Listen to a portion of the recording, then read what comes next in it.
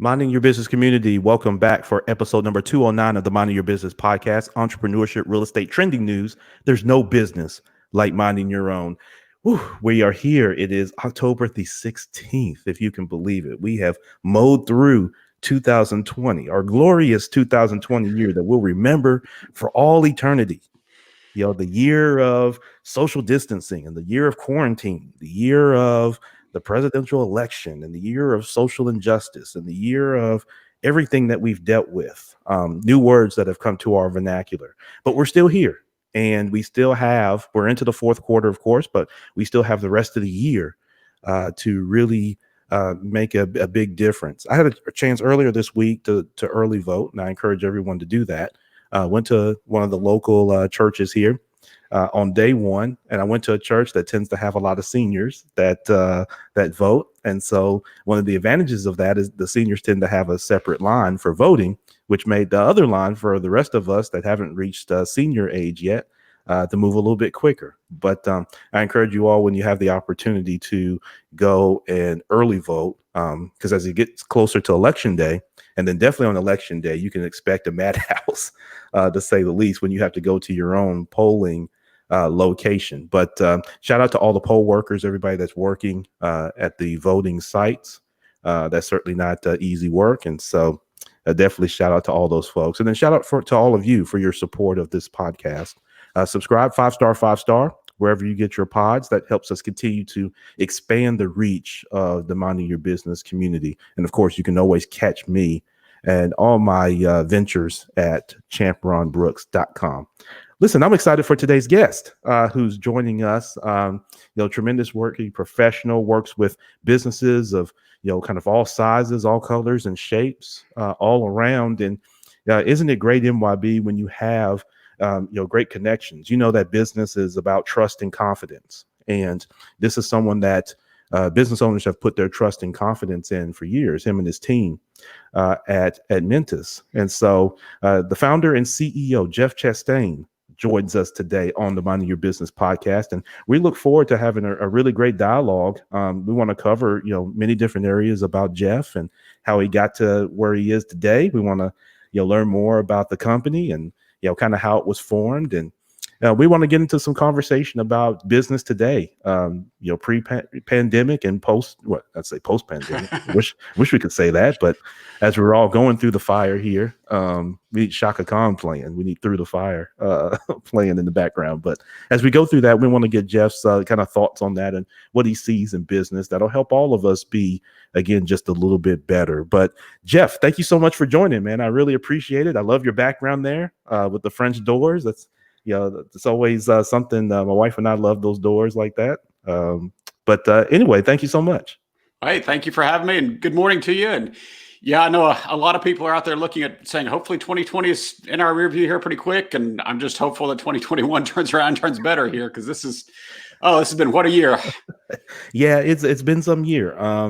But while it's been trying for many, I don't want to be facetious or anything. There are many people that have struggled through many different things, and there's some folks that have had really great joys. And have the challenge of growth and things like that creates on the other end of the spectrum. But yeah, I think we want to wrap this year up strong and get to 2021 and look to to have the environment be a little bit more improved. So definitely. Yeah, no, it's still Q4. So whether it's Q4 of a bad year or a good year, either way, we got to look towards next year and start planning for next year. So it's coming. Calendar keeps coming one day at a time, no matter what. So. Hey, the world keeps spinning, right? Yep. So, so speaking of that, let's kind of spin back and get kind of to your kind of origin and how you came about. Obviously we all, Jeff, have a story, and we all have a pathway. For most of us, it wasn't already paved and smooth where we just cruise down it to success and prosperity. So share with us, the audience, to get to know you a little better. What's kind of your pathway to, kind of get you to where you are today? Yeah, no, mine's been a series of left and right turns that not all predicted, not all expected, but at the same time, no, I actually I think I was actually on another podcast and had the host ask me if I had any regrets over my journey. It's like, I don't guess I look at it as regrets. Everything that, things might be I could look back and based upon what I know right now, do some things differently. But at the same time, every single one of those experiences basically built what it is today. So I always Yes. look at that as a learning experience. And I love hearing other people's stories just because you can always learn something from that. But Yeah. so no, my story actually started out in corporate America. That I actually had a comp sci degree. Spent I grew up playing Legos and playing software programming kind of a thing there back in the day of blinking green cursors and stuff that kids don't know what in the world that even is anymore. Floppy disks and blinking green cursors is like, Oh, yeah. I remember. They look at you like, okay, you're kind of nuts, but no, not really. Um, so no, I actually started out in corporate America back in the day. That was the safe job. That was the way you're supposed to go get a big corporate job, retire there forever, live there forever, kind of a thing. And Sure. honestly, after 6 or 7 years, probably, I just was already burnt out. It was just like, okay, I'm tired of the corporate machine. I'm tired of just feeling like this is a job. There's nothing I'm contributing here from a bigger picture of the company, a bigger vision, anything like that. So I actually left at that point, started up Admentus then. So Admentus has actually been around 15 plus years now, although it's changed direction several times. But Sure. Admentus was my own personal consulting company at that point, doing what today would be known as basically fractional CTO work. So I was working with really companies actually at all sizes, from a Lord and Taylor and a Hasbro Toys. Hasbro Toys was actually a lot of fun getting to work in a toy company, Yeah. all the way down to the small kind of mom and pop kind of organizations, smaller organizations doing technology work. Because really, it's from a technology standpoint, it was the same technology that no matter what the level, kind of a thing. So Yeah. spent a number of years really working with that, and kept really running into the same situation where, for example, a CEO would be having trouble with sales. So he's out on the golf course with his buddy, tells him, hey, my sales are down, whatever. And the buddy says, hey, we just implemented this new CRM system. You ought to try it. So he comes Mhm. to me and says, hey, we want a new CRM. Let's go put that in. So we go through all the discovery process, all the implementation process. And of course, sales don't increase. And well, why? It's like, well, the technology itself doesn't, it's not a magic bullet here. It's not, it only magnifies what's underneath. So you don't have Right. a sales process. You don't have a marketing message here. How is putting a CRM on top of this going to magically increase your sales here? So No. got really tired, honestly, of basically selling tools just for the sake of selling tools and not really fixing the underlying issues there. And in parallel with that, I actually went out with my brother-in-law probably 8-10 years ago now, trying to start a managed services provider company, because we were both Mm. tech people. We both knew cloud services, networks, all that kind of stuff. We didn't have a clue about sales or marketing or finance, how to go run a business. We had an idea that we were good tech people, so we were going to go start this business, and really worked at it for a couple of years, just trying to hire new people. Hey, we can't do sales. Let's go hire a salesperson. We need to go hire a marketing person. And it just, people would continually kind of wash out. It just wasn't working. And we Yeah. just couldn't ever break through that ceiling of saying, okay, how do we get beyond a two-person business and actually grow this to be something bigger? Sure. So between that opportunity right there and having that business fail, as well as, just like I said, getting tired of just selling tools, I kind of went out on my own pilgrimage to say, okay, there's got to be a better way to run a small business, grow a small business, and get it beyond just yourself, or get it beyond just a few people. Right. And really, through all things, and an Amazon book suggestion, I got a copy of Traction by Gino Wickman, and just Yeah. Yeah. really fell in love with the book, because it's, out of all the business books I read, there's a lot of them out there, a lot of really good ones, but they're very theoretical based. Just like, okay, Sure. great, a lot of ideas. How the heck do I apply this to what I'm trying to go through right now? And Right. Traction was just completely written differently. It's was really written from a concrete standpoint of, here is basic tools, here is basic business processes from an entrepreneurial standpoint. You don't need the MBA degree. You don't need all this fancy stuff that a big company, big enterprise might use. You Sure. just need basic tools here to say, okay, how do I grow? How do I break through that ceiling? How do I scale the business? So I actually, it affected me enough that I made a complete pivot with Admentus to say, okay, instead of doing consulting and selling tech tools, let's actually come over here and do coaching and work with the same kind of businesses, but from a business structure, a business foundation standpoint, and be able to help other entrepreneurs kind of break through those ceilings that I was facing 8-10 years ago and trying to grow that business. And it's just to me, it's a lot more rewarding to say, okay, I can actually help somebody with those struggles rather than just saying, well, here's another tech tool. Go buy a new CRM, go buy a new website, whatever kind of a thing here. Right. It's just a lot more rewarding that I can actually help there rather than just sell. Yeah, absolutely. Well, what I heard a lot from your story there, Jeff, man, was the reinvention, kind of being able to pivot and reinvent yourself, kind of through different iterations of your pathway and your career. Going back to you talked about your corporate life, and I was thinking to myself, it reminded me of the movie Big with Tom Hanks. That's how I would have been working at Hasbro. I would have been Yeah. hard to get any work done because I would have been sitting there, playing something on the big keyboard on the floor or something. Yeah. Well, everybody's desk had some kind of toys or some kind of something, and it was. I'm trying to remember. It was some dart system, Nerf game. I think was under Hasbro at that point or whatever, where they actually had a computer program sitting there shooting Nerf darts across the cubicles and stuff like that. So, it's like, how do you guys get any work done? But still, hey, well, it's fun. Yeah. Yeah. So when you transitioned from corporate into your own business, you had started up Admentus, as you mentioned, your kind of coaching, consulting, type practice. Talk about that from the lifestyle standpoint, Jeff. Were you kind of in a good position to feel comfortable, you and your family, to be able to do that? Was it something that you just kind of jumped out on faith and, hey, don't really have a lot of savings, don't really, but I really want to do this? Yeah, I'm always interested because there's some people that take, like you say, outside of the theory of it, right? Yeah, they take different practical approaches that work best for them. What ended up working best for you? Was it, like you say, you had coming from the corporate job, a lot of people would listen to this and think, well, God, I'd love to be able to do that, but there's something about the mortgage company, there's something about the utility bill, there's something about the car note that makes me stay. Well, there's definite truth to it. I was going to say, it's just for my own sake, I would say, yes, you need to make sure you got a savings account behind you, because especially these days, nothing happens quickly. And if you make a plan, just do a 2 or 3 times factor on the time frame. It's going to take longer than you want. But no, it was a combination of timing and other things at that point that basically the division I was in within the company was reshuffling again. It was like, okay, I don't want to go move to another division, learn another management tree, et cetera. So that was kind of a push out the door at the same time. But no, in reality, answer your question, I had we'd been married, I guess my wife and I, 6-7 years at that point. We were 2 years into a brand new house. We had a 1-year-old at home. My wife had just left her job to stay at home with that 1-year-old.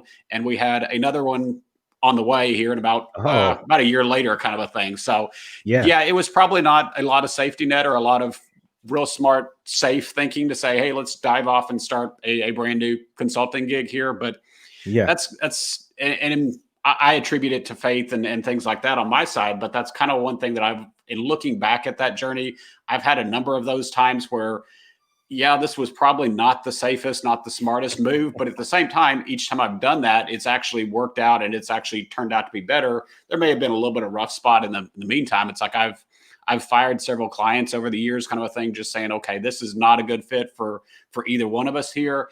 Yeah. And it's like, okay, I'm firing you, but I don't really have somebody else to replace you right now with, but it's still not a good fit. So for both of our sakes, we're moving on. And looking back now, okay, it was the right decision and things have improved since then, kind of a thing. So there's a lot of times where it was the right decision, even though, there wasn't a lot of safety net, but things had a way of working themselves out there. So that's kind of where I said early on, there was a lot of right and left turns there. It wasn't a nice, smooth, straight journey, but it got me where I am today, and I'm happy with that. And it's all working today. So.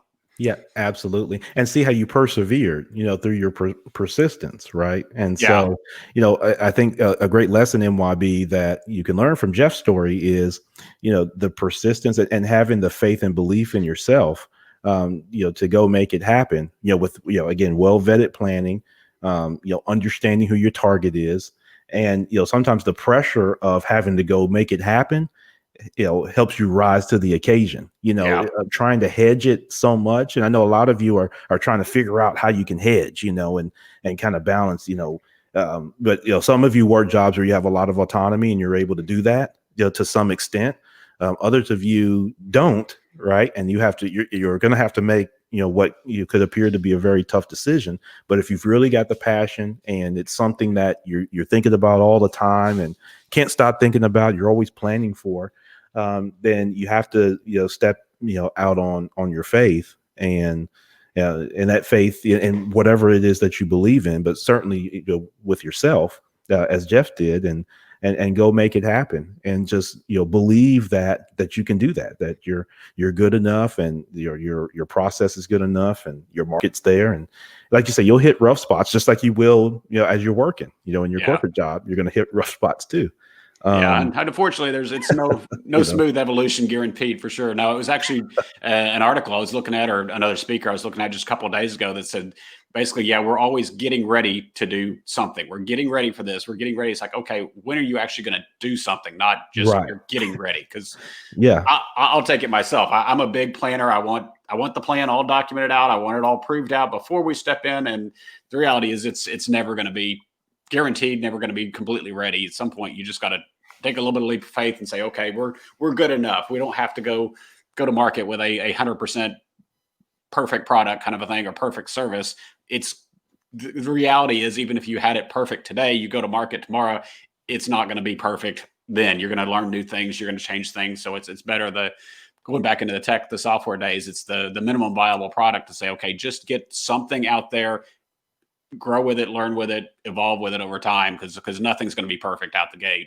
Yep, absolutely. Everything, and kind of to take from kind of the tech space there, Jeff, is everything has to be, somewhat beta tested, right? And so, if you try to make it perfect, you're trying to make your, your alpha, omega product and get it out there, you need to beta test it first anyway. And so, kind of same with all your processes, kind of get it out there and just see and kind of test the market and make adjustments.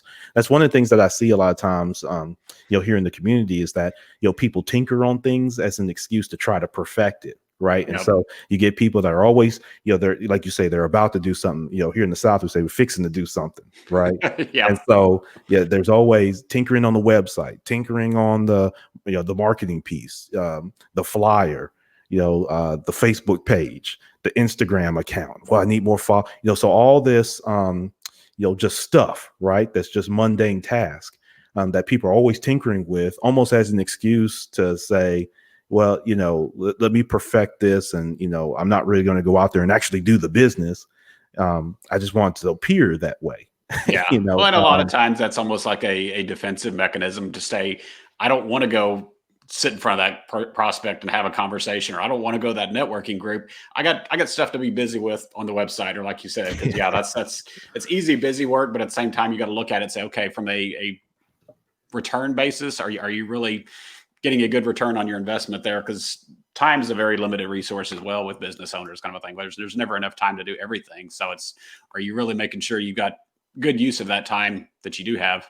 Yeah, no doubt about it. Shout out to my guy, Cam Kendall, who says, constantly trying to figure out things. That's a comment we got from, the Facebook feed. So, and he said also, very true, bro. I struggled with that. And, I've known Cam for some time, and he does, tremendous work. And he's been in the community making things happen here in Memphis for some time. So definitely shout out to Cam. But he makes a good point, that, many people tend to struggle with that piece of it, Jeff. It's that mindset. It's being able to, get past, again, trying to perfect all those pieces and then just go for it.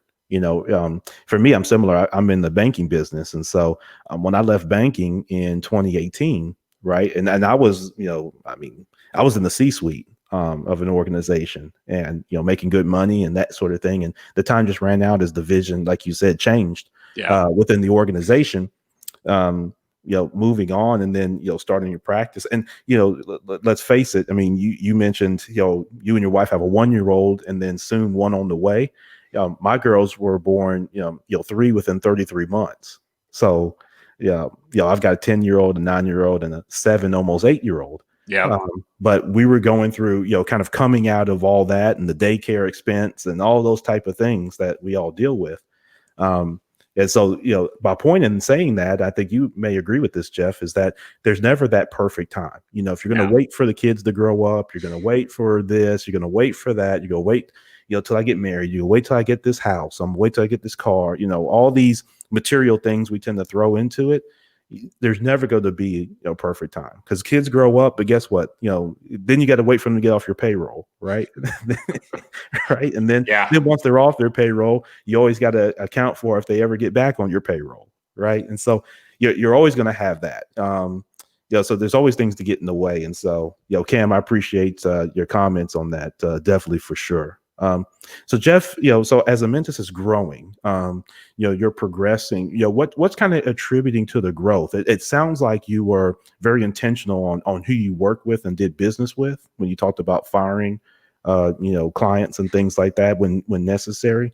What do you think? What are one or two things you think really attributed to you kind of progressing in the business over the years as you got through those early humps and you said, hey, I can really do this, right? What kind of took you forward?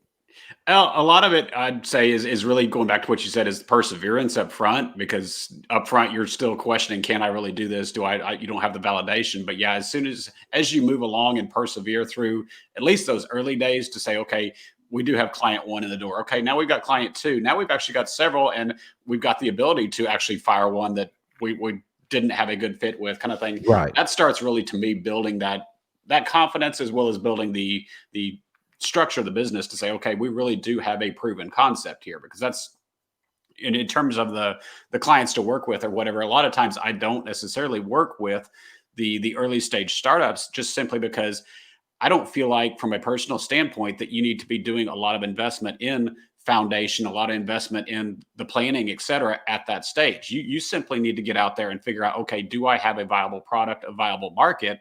Don't be spending your money on fancy CRM systems or fancy websites or whatever, stuff like that. Just, if you can, you don't need much to go out and sell the first version or the first couple customers there on a product, kind of thing. You need to get on your feed, or these days a Zoom call or whatever, and just go out there and sell.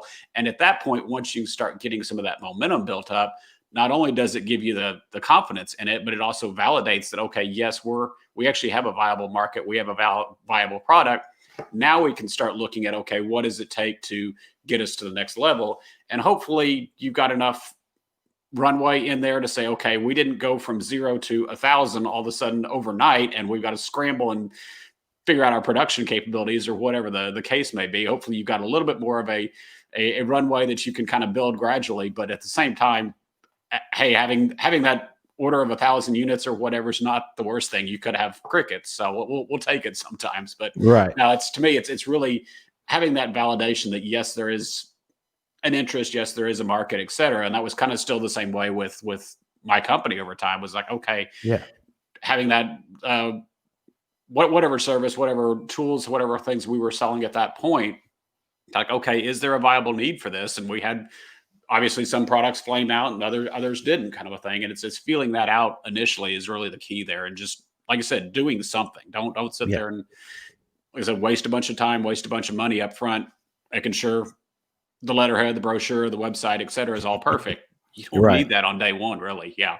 Yeah, absolutely. And I learned that, kind of early on myself. So I'm no stranger to, that is the mindset. You spend a lot of time tinkering on those type of things. And what I figured out is, you know what, I'm not really doing anything. Right. Yeah. And so this side, we look back and say, oh yeah, we should have done things that way. And right. Like I said, I wouldn't call it a regret. It's definitely something I learned is, okay, you don't need to spend your resources doing that these days. Yep. Wish I had known that 15 years ago and a lot of money ago, but still, yeah. Exactly. No, exactly right. And so, Jeff, again, I guess as we're progressing now, we're coming along, we get to 2019, things are kind of going, and then all of a sudden 2020 hits, right? And I think if you and I went back to, again, January 1st, and I say this to clients, we always laugh, but if we were sitting January 1st and we were looking at, perspective for 2020, I don't think either of us with a straight face and sober would have said, you know what, we think there's going to be a worldwide virus pandemic. So we should probably, start, getting prepared now. Yeah. No, I think this one caught a lot of people by surprise.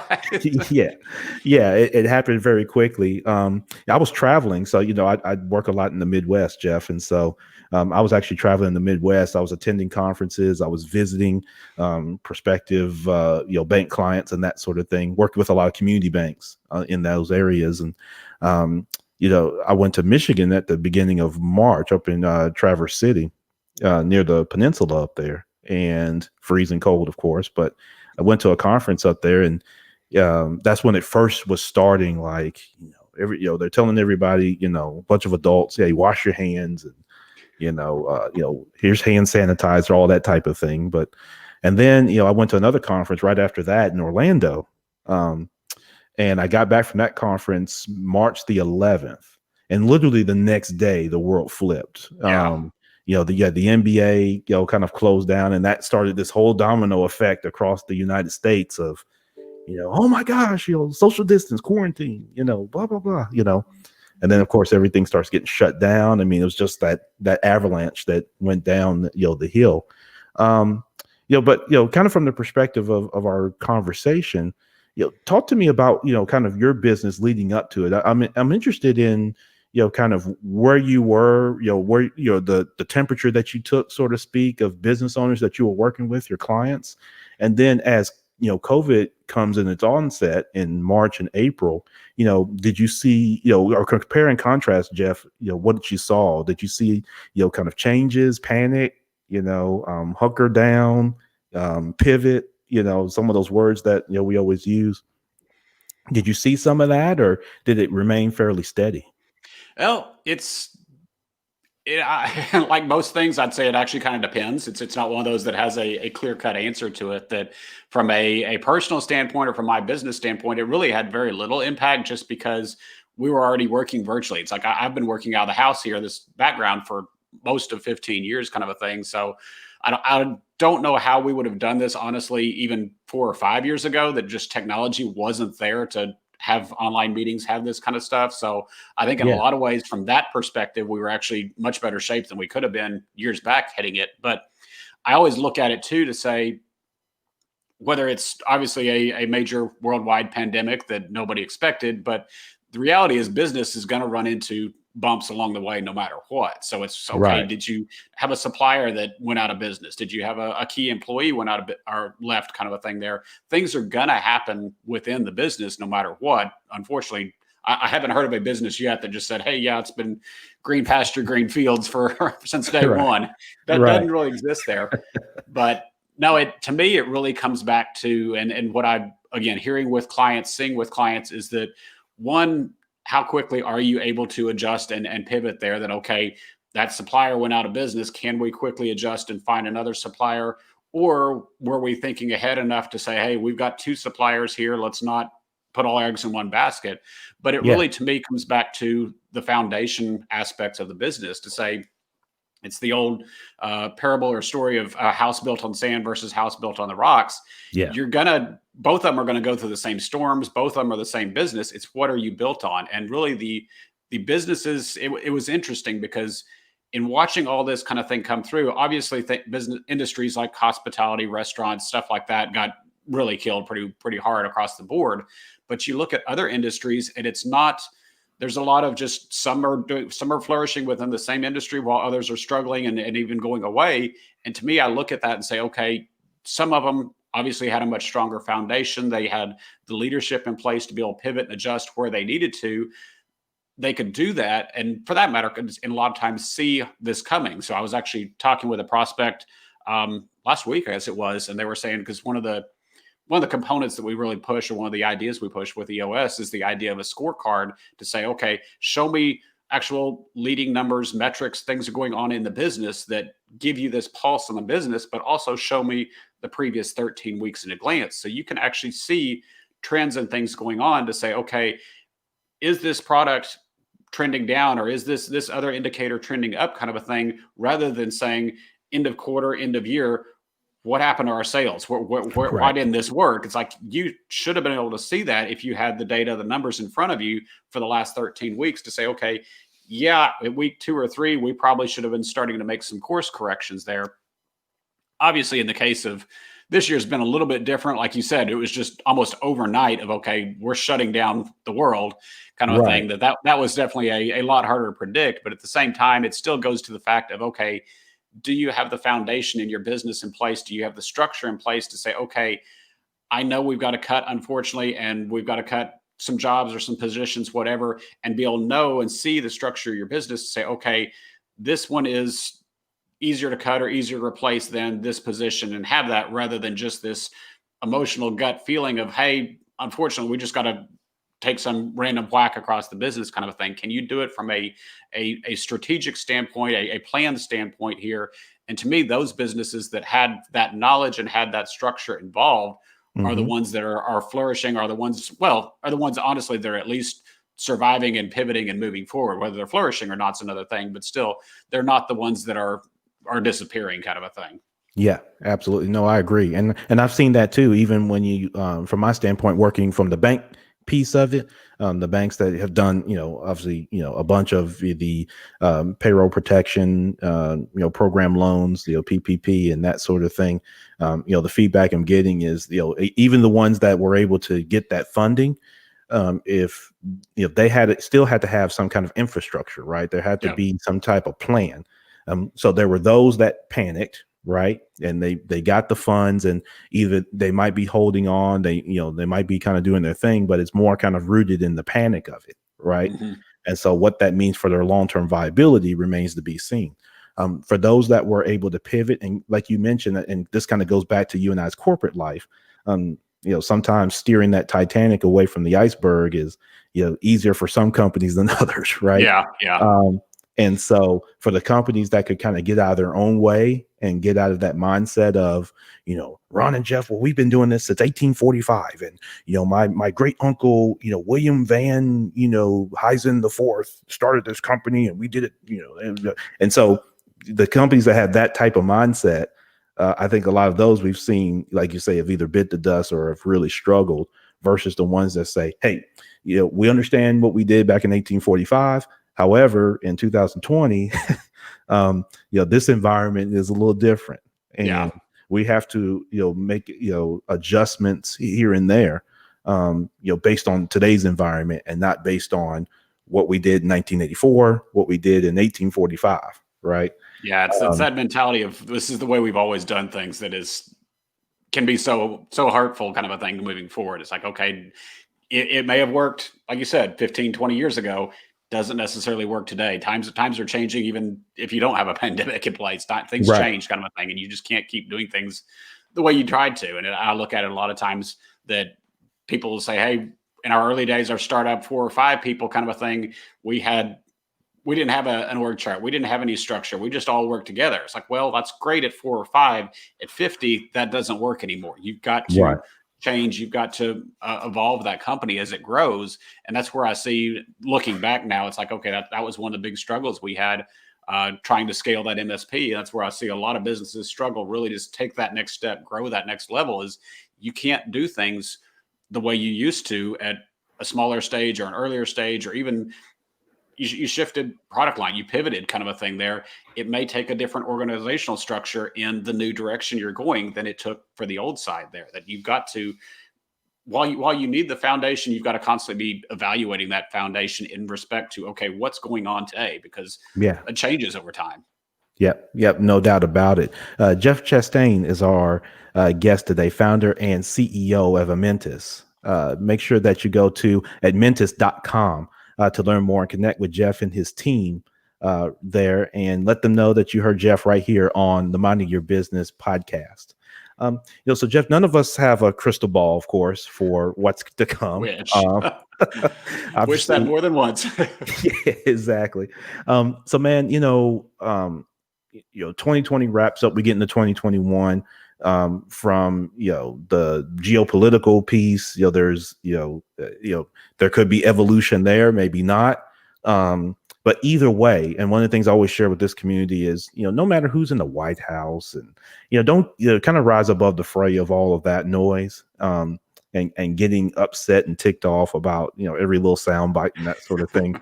That none of that really at the end of the day has an impact on like the things that Jeff and I have talked about, your mindset, your ability to go after, who's sitting in the White House, who has that job, doesn't really affect, your day to day that way. Now, of course, your local elections do, but to some extent. But even then, Even then, yeah. to continue to, to have your focus. But, as we go into 2021, what do you anticipate, outside the pandemic, of course, but, what do you anticipate for your business and just for business owners? Are there any trends that you're seeing, or anything that we should be aware of from your perspective that kind of gives either cause for pause, or, um, it could, be some positives? But, Yeah, it's still, I look at it more from a historical standpoint and say, okay, in a lot of ways, we went through this from a financial standpoint in 2008. It wasn't the pandemic, it wasn't a complete shutdown, but it was still a major shakeup at that point. And every time you come out of those, it's like before 2008, I'm trying to make sure I had the right names right, but it's like I don't think we knew anything about Uber or about several other companies, kind of a thing that just basically burst onto the scene at that kind of, anytime there's a shakeup, you always have new companies, new visions, new ideas pop forward here to say, okay, now whatever it is, just 10 years later, kind of a thing there. It's like, okay, everybody knows who Uber is, kind of a thing. Everybody knows the concept. And of course, now it's been multiplied out beyond that. So it's, I would say, yeah, I'm not going to go predict any kind of industry or anything like that. But at the same time, there's going to be companies that burst out of this, come out of this to say, okay, who's the new ones being born out of this? And a lot of times, to me, that comes from the small business side. You're not going to see a major company, a major corporation typically do some kind of reinvention. They're typically in the stuck in a rut kind of mode of, this is just like you said, this is who we are. We're going to continue plodding along this path. Where you see the major innovations and the changes always come out of that SMB type market to say, okay, a new idea. It's like, even now, it's like, granted, Zoom had been around for a while, but now it's basically a verb kind of a thing there, that it's right. talk about a company being in the right place at the right time kind of a thing, Oh, without exploding. question. Still, And I'm a shareholder. yeah. Oh, lucky you on that one. Yeah. Yep, But no it's doubt things about like it. that. But yeah, it's being in the right place. Obviously, a little bit of luck there, but still, right now, saying, okay, and that's really what I'm pushing most of the clients and the people I'm talking to, is like, okay, this is not really, if possible, and granted, it's not necessarily possible with everybody, but if possible, this is the time for innovation. This is the time to say, okay, what can we do? Prepare now such that we're ready to launch out that gate much faster, rather than saying, okay, we're going to pull the turtle mentality and pull the legs and the head in. It's like, that's not advancing you. You're still going to be where you are today at best when the curtain lifts here on the next generation of this. So it's like, okay, prepare now, move forward now, innovate now, pivot now, whatever it takes to say move forward on this. And those are really the companies that, in some respects, lead us out of this, but they're also going to be the companies that thrive on the other side more than anything else. Yeah, absolutely. And to go along with this, kind of theme of the conversation, Jeff, Cam had another comment. He said, so does the phrase, don't try to reinvent the wheel, become obsolete? And so in the spirit of kind of what we're talking about, I'll address Cam, and then, Jeff, if you want to add some color around, this, definitely. But I would say, that term of don't try to reinvent the wheel, it doesn't necessarily become obsolete. I think it has much more value even today, that, trying to, completely revamp. So, when we talk about adapt, that's not a complete revamp. That's not a 180 to go in a complete different direction. I think what you have to do is, look at your business, critically, but look at, where you see opportunities. Where do you see attention going? Jeff and I were just talking about Zoom. A year ago, Zoom was just kind of, people used it and that sort of thing. It was an alternative. But like Jeff said, now not only it's a verb, but you see that it's created this whole infrastructure of virtual learning for K through 12, the impact it's had on colleges and universities, being able to work remote, all that type of thing, has been an impact. And so, again, companies that tend to do well, they don't panic and have kind of this, again, let me go try to reinvent the wheel to create something brand new. What they do is they take their infrastructure that they have, they take their knowledge base, they take their, existing kind of process, and they look for, those streamlined opportunities. As an example, I've mentioned this on other episodes, Philip Ashley Ricks, who's been a guest on this podcast, he somewhat reinvented. He's a chocolatier, Jeff, here in Memphis. So you should try all his chocolates. Philip That's Ashley dangerous. chocolates. Yeah, no, gourmet chocolate's tremendous. I've hired him to do a couple virtual tastings via Zoom with as kind of client appreciation type things. Jeff, you'll like this. So it's kind of a chocolate and wine tasting. He's Gotcha. got a really nice setup. He ships it out to whoever your invitees are, and we all get on Zoom, and it's not sales presentation or anything. We kind of cut up a little bit on the Zoom, and we've got the wine, and so we have some conversation, some appreciation, and then Philip jumps on about 20 or 30 minutes in, and then he leads this really cool kind of tasting where everybody's got tasting the chocolates and pairing it with the wine and that sort of thing. It's been really good. But I bring that up because he took his existing infrastructure. He didn't, he's doing chocolate, so he didn't jump up and say, now I'm gonna do candy corn, and now I'm gonna do jump and start doing a bunch of different things. He took what he normally would do face to face with people and added it to Zoom. And instead of him scheduling all of them, he's partnering with other people like me who've got infrastructure or got clients, and he's kind of this value added vendor that's joining in. And so we're paying him, he has a really good price point on it. And so, like we talked about, to spice up our Zooms and not just be another, hey, jump on a Zoom with me. Oh, good grief. I've done 5 of those every day, guy. Yeah. Another Zoom. Great. This is something that was differentiated. And so the feedback that I've gotten in enriching my relationship with clients has been profound with, a fairly small investment. That's, again, a little bit different, but Philip had to have the willingness and the vision to be able to, again, direct his business towards what's going on, today with his existing infrastructure. And so that's what the example I would give, Cam, would be, you don't necessarily have to reinvent the wheel. Just make sure yours is round and make sure that it rolls and make sure it holds up whatever it is that it's supposed to hold up.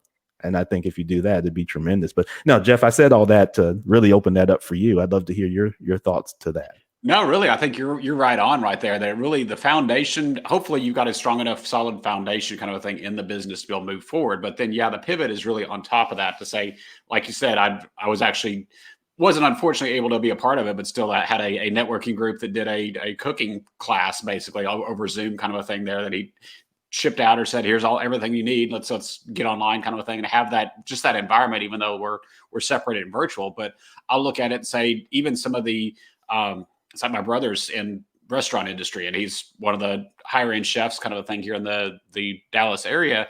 And they never had a concept of takeout or of curbside delivery or anything like that, but they shifted within their business. They're still a restaurant, still top tier kind of a thing. But hey, now you can come do takeout or you can come do delivery services kind of a stuff there to still keep their staff employed, keep their staff moving. So it's not a reinvention. I would say, like you said, it's the foundation of the business. The foundation is solid. That's where I really look at it from an EOS perspective, is that there's nothing unique in EOS. There's nothing that just this silver bullet or brand new concept. It's basic business tools that have been around forever.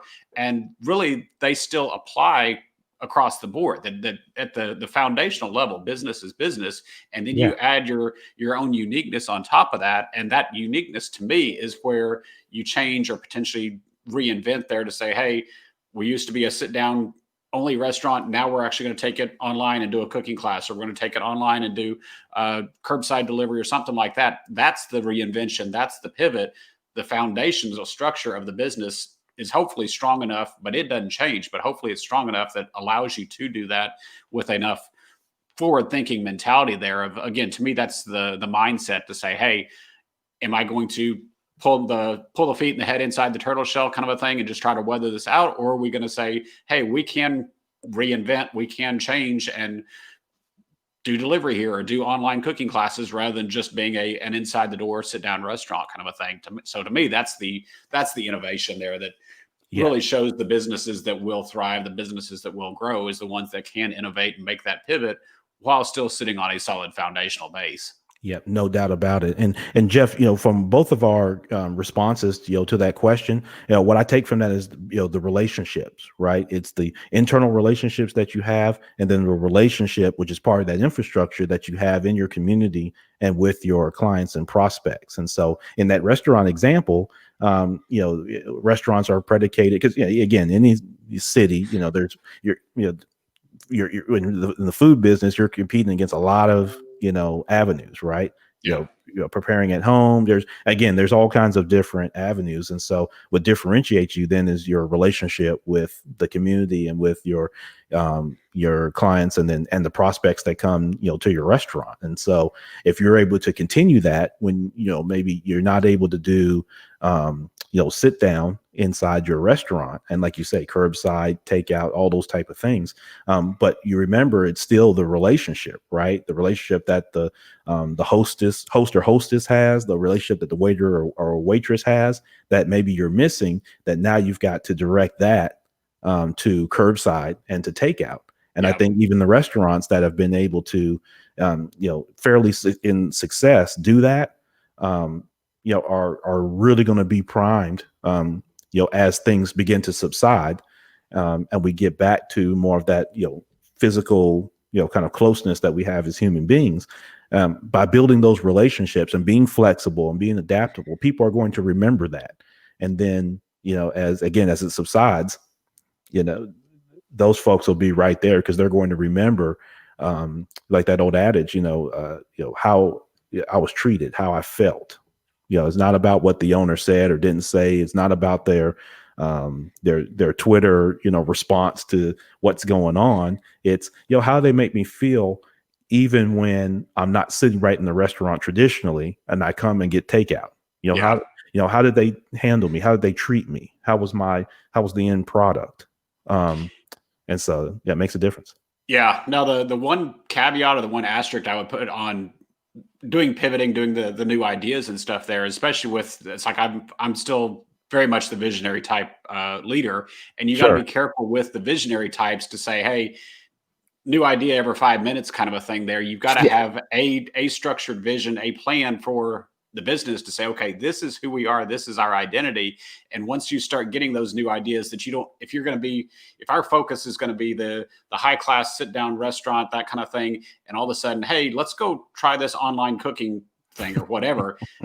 Yeah. Okay, maybe you have to in a situation like this, but at the same time, you got to be careful basically spreading yourself out and diluting that vision, diluting that really outside appearance, is to say, okay, wait a minute, I thought this restaurant was a fancy sit down, and now they're opening up a fast food delivery next door. It's like, wait, this doesn't equate here. So you got to make Right. sure you've got the defined vision. I always look at it to say, if you look at the sun and the amount of energy and everything he puts off, you go sit outside, worst case, you probably get a sunburn kind of a thing. But if you take a very small set of energy, put it into a laser kind of format, you can sit there and cut through glass and diamonds. And it's like, okay, as a small business, SMB type business, we've got limited resources. We can't go try to be everything, do everything to everybody, because if nothing else, we're going to turn around and diminish that image that we built up with the clientele kind of a thing. So Yeah. having that quality of level of service, and now you're also doing fast food. Now you're also selling merchandise out of the restaurant. What are you? Who are you? Kind of a thing anymore. So you Right. got to be real strategic, but at the same time, especially like times like now, you've got to be flexible enough that you can pivot and can adjust, but still trying to stay within your lane, stay within that vision, and not get outside of that. Because, like I said, you've hopefully or will be building up an image, a persona there for your business, and you want to make sure you're still staying within that. Otherwise, you may end up losing everybody. That is, you're not attracting to the new clientele, and you're losing the old clientele at the same time, and you're losing it all at that point. So Yeah. being careful from that visionary standpoint, because we get to chasing too many squirrels real easy. Yep. And that's exactly what I was going to say. That's the squirrel mentality, which is, Yep. every time a squirrel, comes on the scene or runs up a tree, you're yelling squirrel. And like you say, that's going to have a profound, negative impact on your business. It kind of reminds me, a little bit quirky, the old Looney Tunes cartoons where, Daffy Duck would be in the cartoon and he'd be, kind of the one man band where he's playing the drums. He's got his foot with the trumpet, and he's, or he's in the kitchen. and he's washing dishes with his feet, and then he's trying to serve food with his hands, and he's got something in his mouth. When you try to do all those different things, like Jeff said, you dilute your process, you dilute your vision, and that can have a negative impact then on your relationships in the community and with your customers, because it creates an unnecessarily confusion. Yeah. Like you said, all of a sudden, the toy store all of a sudden now wants to sell, risque items on on the other side, or Yeah. they jump into a complete different area, just to try to leverage an opportunity, or and this is something maybe more relatable even to for this audience, is you try to chase things that are hot that you see other people doing, right? Yeah. And so something you see on social media or something like that, you see somebody, like the people that jump into like hair and makeup, you don't even do your own makeup, much less anybody else's. But then all of a sudden, times get hard, maybe you get laid off, you lose your job, and now you want to jump into something that's not really what you do or what you have passion or skill set in. You're always going to be the gerbil on the wheel. You'll be moving, but you won't be going too far. Won't be going anywhere. But yeah, the passion part is really key to it, because there's a lot of things out there. Oh, hey, they're making money with that. I can go do the same thing. But if you really Right. don't have passion for it, if you don't enjoy it, you're going to still be miserable, kind of a thing. So it's Right. got to merge the passion with, because really in a lot of cases, skills and expertise can be taught. Passion really can't be. Yeah. You've got to be passionate about something first. You Yeah. can always go learn a new skill. Most likely you got a much better opportunity or much better chance at that than you do of trying to will yourself to be passionate about something you just don't care about at all. Yeah, absolutely. So, Jeff, this has been a tremendous dialogue, man. I really appreciate it. I think we've gotten tremendous feedback. Shout out to all of you that are on YouTube, all of you that are on Spotify, all the various podcast networks, and those of you definitely on Facebook and Instagram. We really appreciate your feedback and that sort of thing.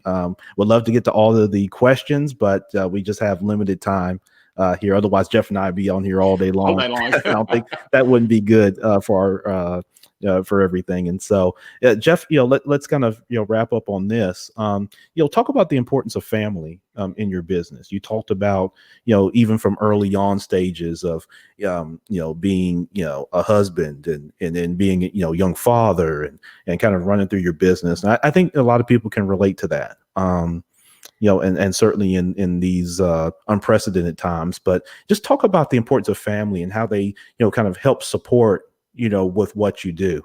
I encourage everybody that, involve your family in your business as much as possible, even if you've got a spouse that's not necessarily into business and things like that. The more you make them feel a part of, kind of what's going on, the easier it's going to be when you have those longer nights, or you've got to talk to a client maybe at 8 or 9 o'clock at night, or you got to get up early in the morning to do something. It's a little easier when the people that are closest to you can be a part of that process, and you'll be surprised at the level of help and support that you can get, versus if you try to make it draw a wall between you and your family as you're doing your business, and make it kind of this top secret G4 classified deal that you're working on in the other room, right? And so I say all that to say, again, Jeff, talk about that from the family standpoint.